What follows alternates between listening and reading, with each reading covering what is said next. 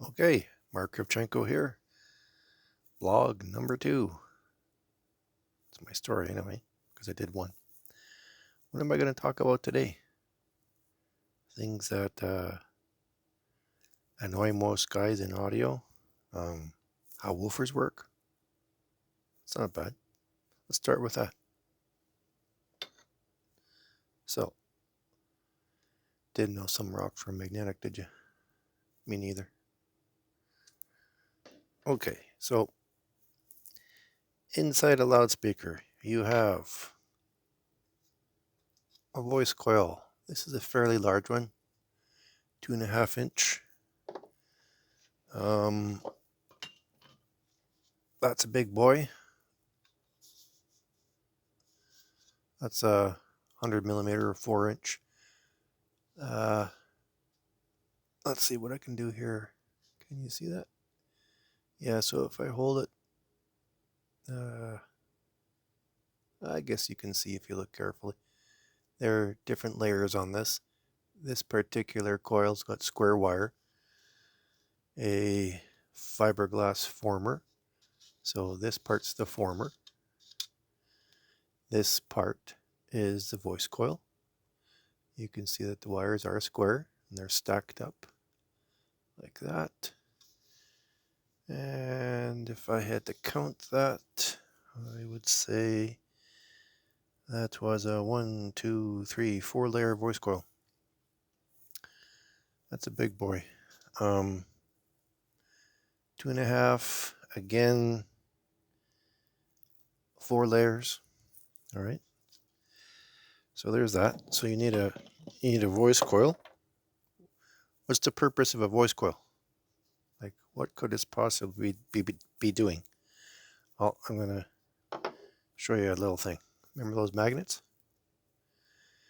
So magnets have, for all intents and purposes, north side, south side. So I don't know which one's against the, because that's south. Oh, that's south. That was the other one was north. So you guys probably know that if it's, make sure I don't smack my fingers together here. If you're working with two magnets that are north-north or south-south, it's actually kind of hard to push them together. Like polarities repel from each other. Dissimilar, so north-south would stick together, right? So one sticks together, one repels. What does that have to do with the loudspeaker? Put that down. So this thing, if you put electricity through it, is a coil of wire. Electricity through a coil of wire makes an electromagnet. Where does the north-south thing come into place? North-south. So let's just for argument's sake say positive is north and negative is south. Your amplifier sends a signal in a wave shape, just for simplicity's sake. So just imagine a nice slow sinusoidal wave. So it goes up and down nice and slowly. Say for, again, the sake of argument, that there is a point at rest, a 0 point. So up, 0, negative, up, 0, positive, and that rotates. All right? So what are you doing? In your coil of wire, with a positive polarity, you're creating one particular pole of a magnet, an electromagnet exactly, with positive voltage, or the opposite, can't remember what I just said, you will end up with a opposite polarity on your electromagnet. So how does that help us out? Well, what you can do, I'm digging out something here for you. What you can do is now think that this thing is a big magnet, permanent magnet. The purpose of this permanent magnet is to magnetize this top plate. This happens to be a fairly thick top plate. This is an XBL motor, but doesn't really matter. The maximum, ideally, at least in this driver it is, ideally the maximum amount of magnetic energy or flux is right here, right between the pole piece and the top plate. So what happens in a loudspeaker, you have a magnet. This is a T-yoke, which means there's a back plate, which is basically a washer, and then a pole. This one, it's unified, so your back plate and your pole are out of one piece of metal. Costs more to do it this way, but this is by far the best way, magnetically speaking. If you put a joint in the back here, like a lot of inexpensive speakers are made, you lose about between 10 and 12% of your flux, depending on how you look at it. One piece, you don't lose any flux. Flux is your magnetic strength. So what happens here is, again, I'm going to just do it in front. So your magnetic energy basically flows from here up through the pole into the top plate. When we model it, that's the way we're giving a representation. So a static magnetic field, boom, up, through. This thing fits inside, moves in and out, depending on the polarity of the electricity that is put into the coil versus the polarity of the motor. Polarity of the motor? Yeah, it doesn't change. It's static. So what gives the electricity, either as a positive voltage or a negative voltage, to your coil?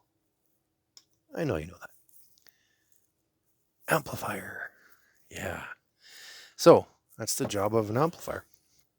It sends a voltage to the coil moves.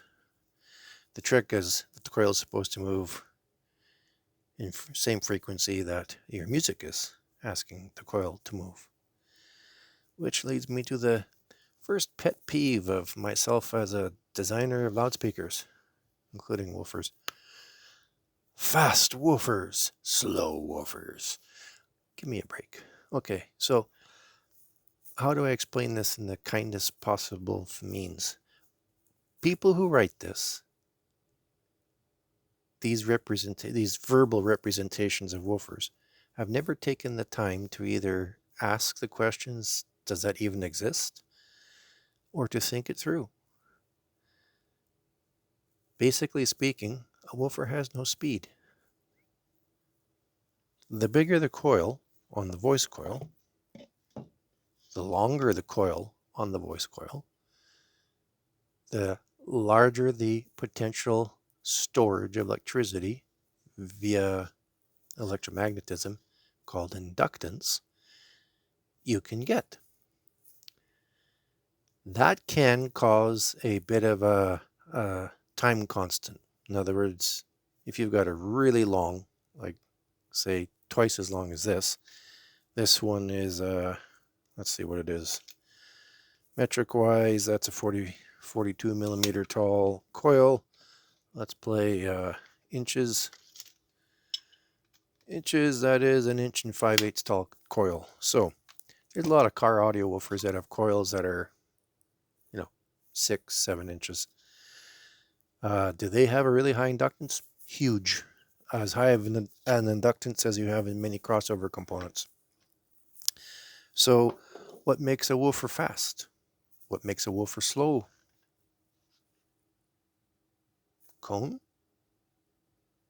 Maybe? Paper cone? Let's look at this. Maybe the surround? Rubber surround will be slow. How about if we change the cone? How about if we make a cone that is, for all intents and purposes, Aluminum, aluminium. Does that change anything? Well, what I can tell you from a designer perspective is that what most people will characterize as a slow woofer is a woofer that has quite a bit of harmonic distortion. It sings along with the music that you're trying to get it to reproduce. Remember, Sing Along with Mitch, if you're old enough. Literally, the driver vibrates in a way that it was never asked to vibrate by the amplifier. Slow woofer. Does it mean that you have an expensive woofer and it's not a woofer that sings along with Mitch or hums its own little tune all the way along? No, no guarantee. It's a funny situation when you really want to look at loudspeaker drivers, their cost and their performance. I've seen exceedingly expensive loudspeakers that were mediocre. They were all right. TAD woofers was an example. They work well for how they were designed. What do they cost? Huge amounts of money. Are there equal or better things available? Yeah, definitely, for about a quarter of the cost. In home audio, there are woofers that are very, very clean, very low distortion. Nobody really thinks about them. And they can be cheap. You can buy Scandinavian style woofers that have plenty of problems. Most of the stuff coming out of actual Scandinavia is quite good. You're not going to really find any big problems there. But there are Chinese knockoffs that sometimes have serious problems.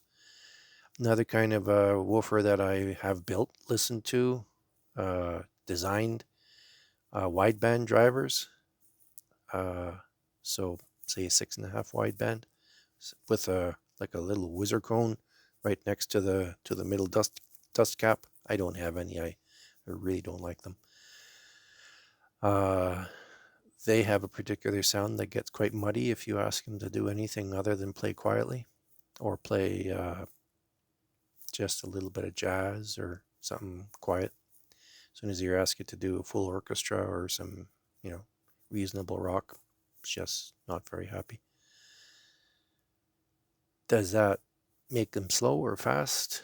It makes it a loudspeaker that was designed for a purpose, possibly for a price point, and you have people who are writing about them that really don't understand even the little bit that I just showed you at the beginning of this blog. A lot of people, when you ask them how a woofer actually moves, how it works, they don't know. That's one thing that's kind of a pet peeve. The other thing that I have seen is, how do I put it? Armchair quarterbacks. People who have opinions. I'm an audiophile. At one point, I said I was an audiophile too. And the longer, that was 34 years ago. You walk into a store and I'm an audiophile. Hey, I know my stuff. At least you thought you did. The more people I deal with that like to think of themselves that way, I ask questions. My biggest one: how many live unamplified concerts have you been to? Doesn't matter what music you like. Jazz, country. There's even acoustic rock sometimes if you're in the right place at the right time.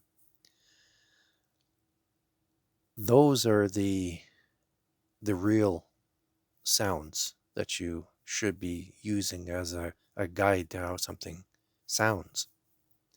Is it reproducing what you sent it? Too many people that I've dealt with over the past 30 some years, they have recordings at home where they've played with the bass and the trebles, pushed in the loudness button, set it up the way they like it. But when you listen to their system, you put on a piece of music that's been recorded with 2 mics. Imagine stereo requires 2 mics, not one per person all over the place. A stereo recording requires echo from the floor, the ceiling, the side walls, and the rear wall. If you don't have that, you end up with a very unnatural sounding recording. 90+% of everything that is released is mono, that has been panned or mixed, spread, given artificial reverberation, not the reverberation you'd have in a real hall. And people are told that this is a stereo recording. It's not. The number of labels that actually record with 2 mics or possibly 4, potentially spot mics. So your main sound comes off of 2 mics. Your reverberant sound can come off of 2 mics behind the 2 main mics. And occasionally it's useful to literally spot mic different soloists if there's something happening. And those spot mics will be mixed in to the main mic feed. That's about as far as I'll go when I'm buying recordings. I try to find recordings that literally are left and right mic recordings. When you get those, there's no music inside your head, in the middle of your head when you're listening to headphones. These can actually, these are AKG M50X. Not stupendously good, but actually a little bit of EQ, and they're a really good headphone. A real stereo recording is going to, even on headphones, present you some type of a soundstage. In front of a decent set of speakers, they'll present you a very realistic soundstage. In other words, you close your eyes and you will see drums, guitar, person singing, person playing a bass, person plucking a guitar. That's the reality of a good soundstage. If you close your eyes, they should be there. Our brain gets tricked into thinking that those things are happening right there. Is that impossible to do? No, it's not that difficult. A lot of it depends on the art of your loudspeaker designer and the art of your recording engineer. But when these things all line up in a row, which isn't that difficult to do, you can get a really good sound. It just doesn't happen as often as it should. So let's get back to audiophiles. First question I asked, live music. If they don't, there's a cool thing that you can do on your speakers, on your headphones. Take your cell phone. Mine's recording this right now, but just for argument's sake, we'll take the case. That's the cell phone. Take it. There's recording apps on your phones that are built into most of them. Hit your record, and just as a trick to yourself, record a loved one or somebody you know well. Play them through your loudspeakers. Play them through your headphones. Do they sound like you know they should sound? Take the same device. Get into your car. Slam the car door. Car, truck, whatever you're driving. Try reproducing that on your loudspeakers. Am I crazy? Try it. I'll tell you why. There is quite a large transient, in other words, a really high peak that is created when you close that car, truck, or van door. It has quite a strong low frequency content. So what are you doing? You're doing an instantaneous impulse. Can your speakers reproduce that? Does it sound natural or unnatural? Your voice recorded fairly close to your telephone on your speakers. What does it sound like? Your mom, your sister, your wife, your kids, try it. Simple tests in the range of frequency response that matter the most to us. Lower mid-range, beginning of mid-range, about 800 hertz up to the 4 kilohertz. That's about the top end of mid-range. That's the region where our ear-brain system will tell you where something is in space, in 3 dimensions. So height, width, and depth. That frequency range also includes up until about 2 kilohertz, 2.5, 3 kilohertz human voice. Most instruments kind of stop being used after about 4 kilohertz. The actual fundamental notes. It's true that a piano goes all the way up to 12 kilohertz. Cymbals are at 40 kilohertz. Hurts a lot, right? 40. So some of these things are much, much higher than that range. But normal music basically sits between about 60, between 50 and 60 hertz, which most people, if they heard it as a pure tone, would think it's, really low bass. There's another 2 octaves of bass below that, by the way. An octave is, let's just use rough round numbers. Pipe organ's 32-foot stop, which its longest pipe is about 32 feet long. That sounds at 16.8 hertz, so we'll just call it 16. An octave is 2 times that, so let's call it 16 at the lowest C. Next C up is 32 hertz. Next C up, 64 hertz. Next C up, 128 hertz. 256, 512, 1024, 2048, 4096, 8192, 16,000, I lost that, 16,384. That's the last complete octave. Few things go up that high. There are some pipes in a pipe organ that do. Piano gets reasonably close. The very, very far right of the piano keyboard. What else? Can't think of too much else. Anyway, so you've got your wonderful frequency range. What does that do you for being able to reproduce realistic sound? Most loudspeakers can't really do anything below about 45 hertz. That includes an awful lot of loudspeakers, 90+%.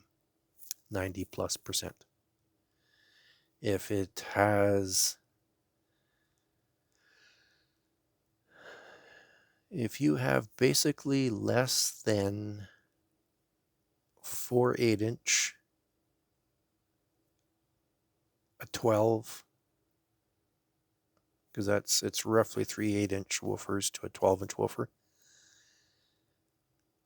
If you don't have that on the front firing speakers, you aren't going to be able to get much below 40, 35 hertz at a loudness that is realistic.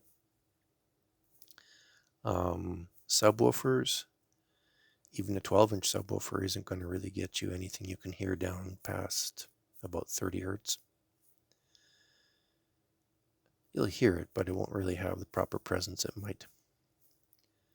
So there's those little bits and pieces. So audiophiles, am I saying audiophiles are stupid? No. I drank all that Kool-Aid for about 3 or 4 years. Oh no, hold on. I started really being interested in audio when I was 13. So yeah, about 10 years. What really burst the bubble, my dad was a smart man. And I'd come back once a month with the Absolute Sound, Stereophile, Hi-Fi News and Record Review, Hi-Fi Choice. What else would I get? That's all. Audio Magazine. I did like that one. Their loudspeaker reviews were good. But the other ones, basically flavor of the month. New amplifier, the best in the world. Everything else is no good. Oh, that was cool. Back. So my dad asked me one day, he says, isn't there stuff from the 50s that's really, really good? And I said, yeah. He says, was it tubes or transistors? I says, tubes. He said, so how old is that? This is in the late 80s. And I'm looking at him. I says, pretty old. And he goes, yeah. He says, so how is it that every month you tell me about something latest and greatest and everything else the month before that was no good? And it kind of dawned on me that, hey, wait a second, I'm getting lied to here. And that was my beginning of my love-hate relationship with reviewers. I actually have one client that we have kind of like a running gag of reading a review in X or Y magazine and guessing if the person actually ever listened to it. Or the odd review that gets printed where the person measuring almost has no comments to say, and all that he says, the measurements speak for themselves. The reviewer will be ecstatic about said loudspeaker, and when you look at the frequency response, it looks like a topographical map of the Himalayas. So is this a person reviewing that is knowledgeable of what music could and should sound like? Can a loudspeaker that is exceptionally nonlinear in its response sound good? Kind of. Sounds good if you don't really understand what things sound like. And that's my problem with many people who consider themselves audiophiles. I had the luxury of learning how to play French horn. I played in different bands and things of that nature, where I spent 6 years listening to people play and playing myself. I played right beside bass drums and kettle drums, or, French horns right in front of that. Cymbals literally behind me, snare drums, the whole shooting match. They have a particular sound, and you get used to them, and you can form a memory of what they sound like with training, with exposure. Most people can. And the interesting thing is that I started making loudspeakers because I would read about X, Y, or Z in audio. I liked audio the most. The speaker reviewers in audio were very knowledgeable, and they did a good job in explaining a lot of the, like Don Keel and boy, I can't remember Richard Hazer. Two guys who really understood what they were doing and really communicated it. So after I kind of came through that epiphany, instead of picking up all those audiophile magazines, I'd buy Elector Electronics, which was pretty heavily into audio design then. Wireless World. What else did I get? Yeah, that'd be about it. And I slowly but surely learned enough about electronics to be dangerous. Never got a degree in it, but I understood circuitry and what components were. And I've worked off and on as a electronics repair technician as well. Diagnostic and repair. We didn't have any manuals. But yeah, so kind of switched boats. Tried to get more into the nitty-gritty of how things worked, instead of being in awe of something and not really putting any effort into understanding it. I really tried hard to understand what made the difference. And that's an interesting way to have a background in understanding why and how something can work, how it can sound different, more accurate, less accurate, depending on how you set it up. guess that's long enough. Don't have to have super long blogs. If you guys have any questions or whatever, ask. Any topics I have brought up that you might be interested in, let me know. Holy smokes, half an hour. Too long. All right. Have fun if you lasted this long. Thanks for watching.